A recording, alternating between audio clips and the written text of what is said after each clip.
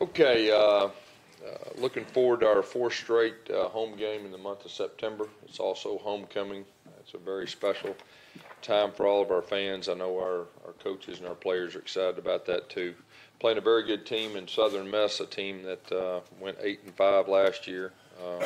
Went to a good bowl game offensively. They can really throw it.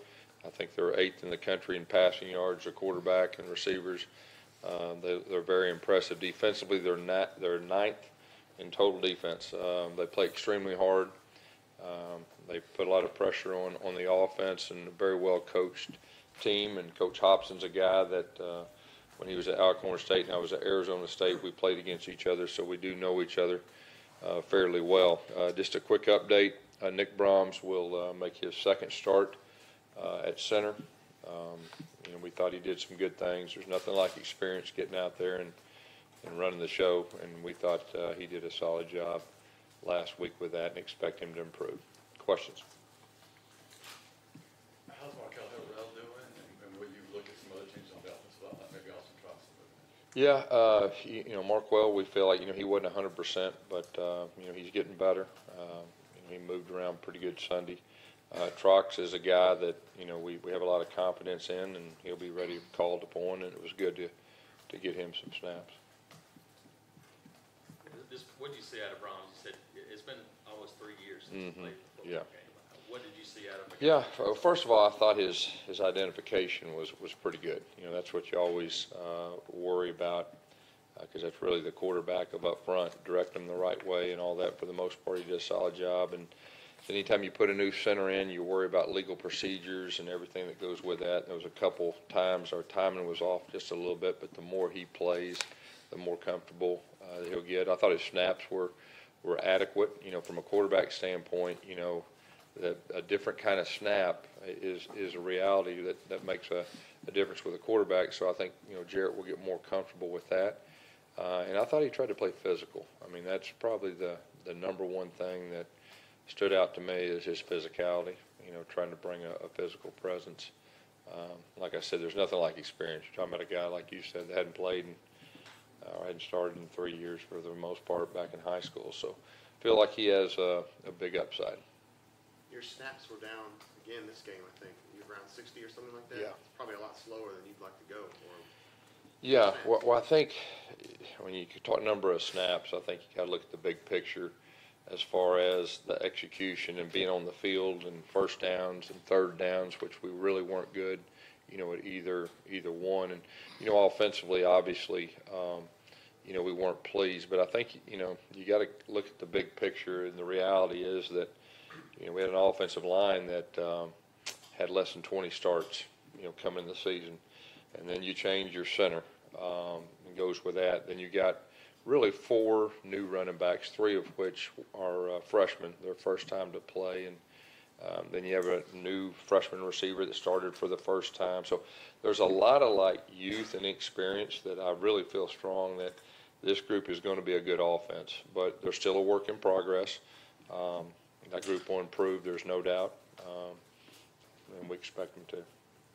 Jarrett looked frustrated at times at the sideline. What was the communication like between the sideline and him getting plays in? Well, I think the only time was really the legal. When we ran out of time from the sideline. That was, we got to do a better job from the sideline with the play clock and everything, getting the play in quicker and all that. But I think as far as frustration, I think you probably sensed a lot of that offensively just from the standpoint that we didn't play well.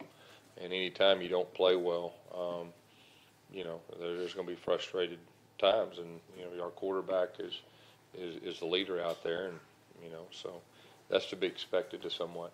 How do you get him to kind of overcome some of that frustration? He hadn't had a big game yet.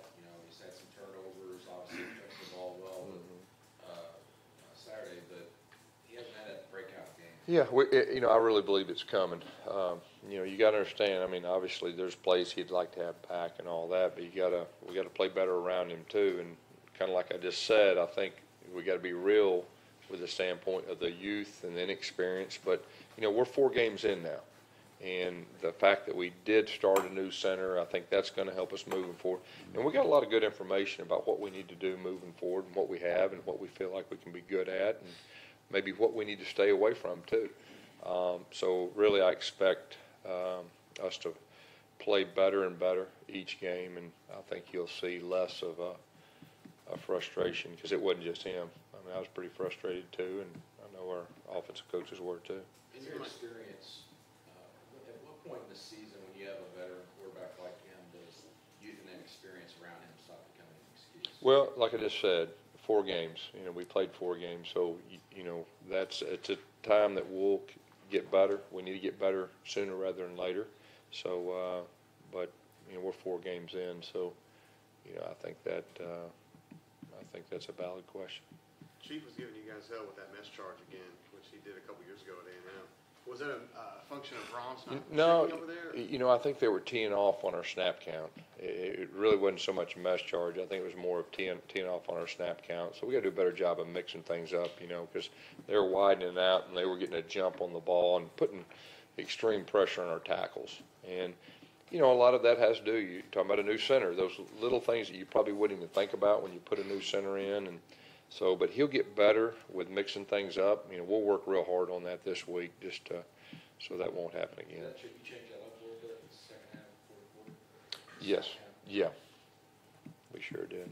You mentioned last week you wanted to see improved pass rush. Did you see some positives there? Yeah, we talked about putting pressure on the quarterback and disrupting the quarterback. And I felt like that we did that, and I thought Kevin really mixed up his pressures well and presented a lot of different challenges to their offense, and I thought that was good. T.D. Moultrie, he's had sort of developmental, maybe hasn't progressed like you thought he would, but what would you say is sort of holding him back a little bit? Well, I think consistency. He needs to be more consistent. He's got a skill set. He just needs to be more consistent and execute what they call. What makes Schwartz a guy that can get in so early on for a guy who didn't even spend most of the summer with the guys that came in? Yeah, that's been impressive. He's a football intelligent guy. The moment's not too big for him.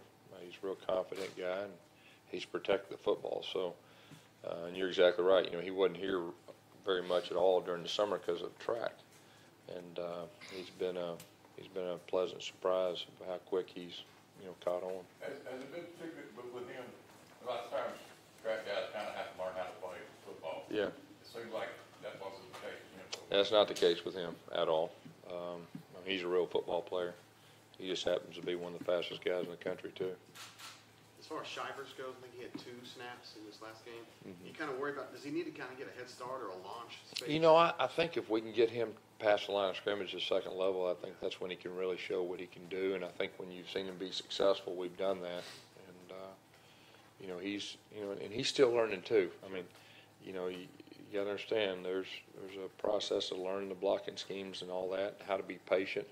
It's hard for freshmen to be patient early because they get excited, they get in there, and they're just thinking high school run, where you got to kind of read things and let things develop. But he's got a chance to be a really good player. What are you hoping to do as far as playing time with Eli Will these next couple of weeks? Yeah, with those 2 guys, my deal with them, of course, obviously they're progressing very good, but we practice each week and we try to push them a little bit more. And my whole deal is I need them to be 100% mentally and physically before we put them out there. And so last week I didn't feel that way. Nothing, not a negative, but I just want to make sure we do what's best for them. And when they're feeling good, they'll be back out there. And so that was kind of the thinking. Does not play them that gives you another game before they could be redshirted. Does that kind of help you? Yeah, I think so. And then, like, strategically, we can do what's best for them, as they're progressing. With the new rule being with the redshirt deal, just how much of an additional challenge has that been during the last week, just with things that you've had to? Yeah, well, I think this is it's a new rule. Anytime you have a new rule, there's new things that come up, and you do the best you can, as far as adapting. I think next year, everybody around the country will have a better idea of what to expect and, what it means and all that. Was that kind of an unexpected headache, something I'm sure a lot of coaches don't like to deal with in their game plan, and they're having to, meet with players about their future, and even players who aren't transferring, learning about what's going on with the team? Yeah, I think anytime you got challenges that you have guys leave the team, in the middle of the season, there's challenges. But that's part of the job description that you do as a coach. And like I said, it's kind of a new day in college football as far as that is concerned. And like I said, I think you'll probably see more and more of that in the future. How do you feel about the rest of your guys on your roster as far as that goes? I feel good. So the expectation, obviously, is Wes and I go to lose the 3 guys last week, but is the expectation moving forward that you guys will be able to get through the rest of the year without losing anybody else? No, we think so. I mean, you never know how a year goes, but at this point, I feel pretty good about it. Seems like you're keeping Aza's beak wet a little bit, getting a couple plays here and there. Who's that? Asa Martin. Yeah. Do you feel like he's still an option to be that tailback? Yeah, he's getting good practice time, and he's got a good skill set. He catches the ball out of the backfield well, and he protects well and all that. And so I think you could see his role grow as you go. And then the thing about running back, depth at running back through the course of the season, when people get banged up and everything, you can't have enough. Guys, how much time did you guys spend on punt returns back in the spring and preseason? Yeah. It's like you're definitely. Yeah, in the spring we spent more time in really all the special teams than we had any time I'd been here, and we went more live. And we've got a dynamic punt returner, and we knew that if we gave him a chance, which we've done a good job of giving him opportunities, been doing a good job up front, crunching and all that, and everybody can see what he can do. He's electric with the ball, his hands in space, and Noah is one of the best kick returners in our league too. So. Our special teams is to a point where they're capable of being one of the best in our league or the best. They just got to keep improving and all that. But that was a lot of fun to watch. Saturday when all 4 units I felt like played well. Is Richard Juvenor a guy that's, because of what you've seen out of him, getting closer to maybe helping you guys in some third down situations? He could. He's got. He's got a unique skill set, and he can run, and he's not scared. What have you seen out of big guy? Looks like he's improved. I think so. I think the more you see him out there, the more he improves, and the more experience he gets, the better he's going to get. Nate was such a big top blocker for you guys on the outside, but Chip was saying the other day we thought that Shedrick and Seth did a good job. What did you see out of those guys? Yeah, both those guys are big guys that are capable of being very good blockers. It's just they don't have the experience that an older guy would have, but they're both willing.